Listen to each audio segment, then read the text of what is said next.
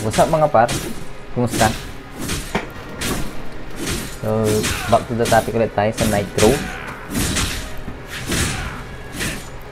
So, paano nga ba, kunwari nagkamali ka sa Creed, dito. Paano yun i-change? Kunwari, naglagay ka dito sa Strength, isang point. Dito sa Dexterity, isa din. Or dito sa Vitality, gusto mo baguhin to lahat. So, ano nga bang gagawin mo nun? So, bali par, tuturuan kita paano gawin yun. Ganito lang gawin mo. Punta ka sa gold, sa shop.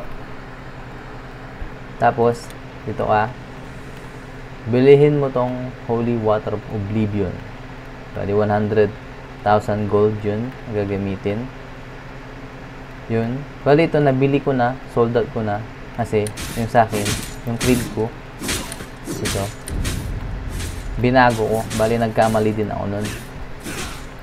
So, ito, hindi ko na finocus yung melee ako na class. Bali, hindi ko finocus sa strength.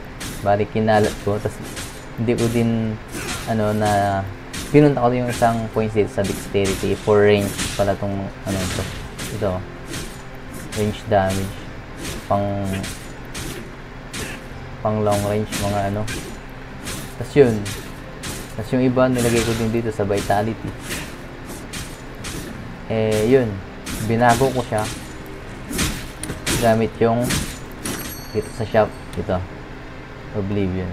Pagka-click nyo yan, bali pupunta yun sa inbox dito sa dito sa bag. Kasi yun, kiklik nyo lang yun, ganun. Click, use, lalabas na yung creed doon. Tapos dun, marireset yung creed niya. So, yun lang par.